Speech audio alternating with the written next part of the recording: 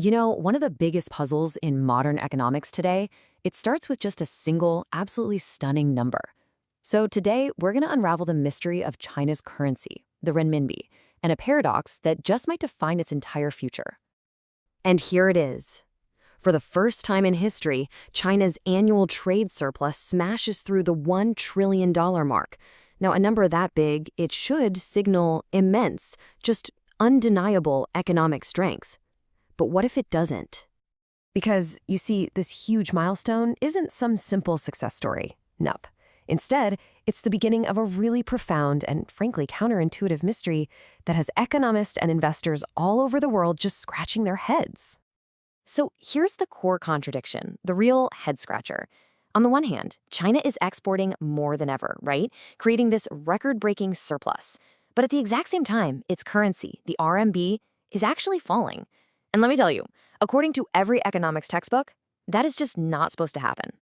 Okay, so let's look at what the textbooks say. The theory is pretty simple. A huge trade surplus means the rest of the world needs more of your currency to buy your stuff. That increased demand should make your currency appreciate, get stronger. And that eventually cools down exports and brings the whole system back into balance. Simple, right? Well, what's happening in the real world isn't just ignoring the textbook. It's doing the complete opposite. The larger China's surplus gets, the weaker the RMB becomes. And then, the weaker the RMB gets, the larger the surplus grows. It's like this macroeconomic black hole, just pulling the currency into a spiral that completely defies all conventional wisdom. Which brings us to our central question. What on earth is going on here? What force is so powerful that it can just defy the fundamental laws of international finance? Who or what is rewriting the rules? Now, to find the answer, you have to understand that this isn't just about numbers on a spreadsheet. No, this is about a clash between two fundamentally different ways of seeing the world. It's a debate that gets right to the very heart of China's economy. So, in one corner, you've got the investor Shan Weijian. His view is sharp and to the point. The RMB is artificially weak, and China should just let it rise. But in the other corner, you have economist Michael Pettis, who argues the complete opposite.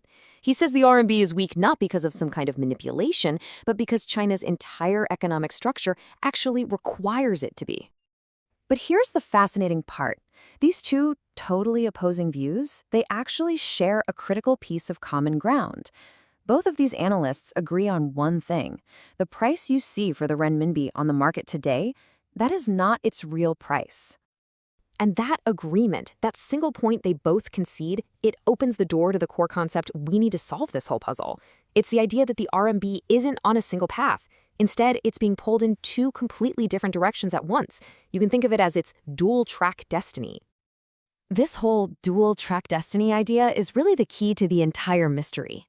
It forces us to see the RMB's value not as one single number, but as the outcome of a constant battle between two powerful and often opposing sets of forces. So let's break down these two tracks. Track one is like the fast-moving world of market forces. You've got global capital chasing returns, investor sentiment swinging wildly between fear and greed, and of course the ever-present influence of the US dollar. But then you have track two.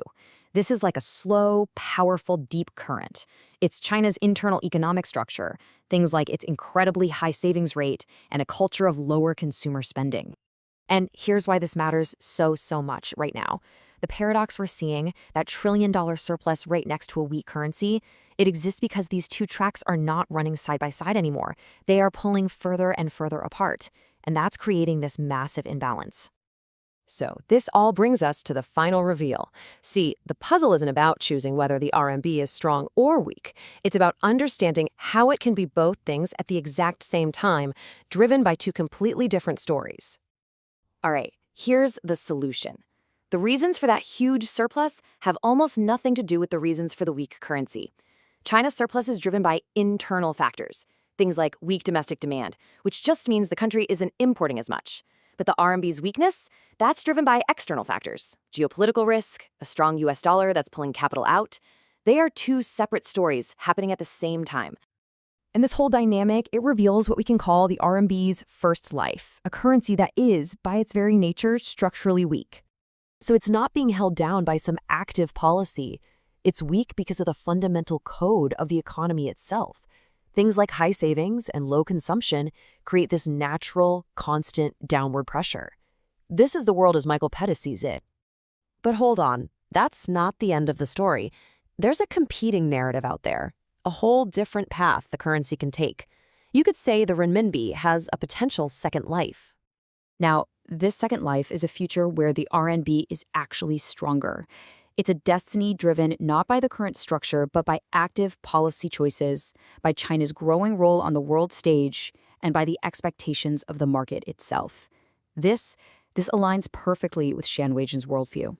And when these two potential destinies collide, the structurally weak present and the potentially strong future, well, you get what we have today, one of the most confusing and misunderstood assets on the entire global stage. This whole debate, it really forces us to go beyond simple economics and into a much deeper, almost philosophical territory, a conversation about the very nature of money and power. And it leaves us with one ultimate question. Should a nation's currency just be a mirror reflecting the economic reality of today, warts and all?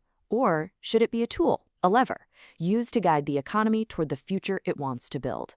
Honestly, the answer to that question is what will define the next chapter, not just for the renminbi, but for the whole world.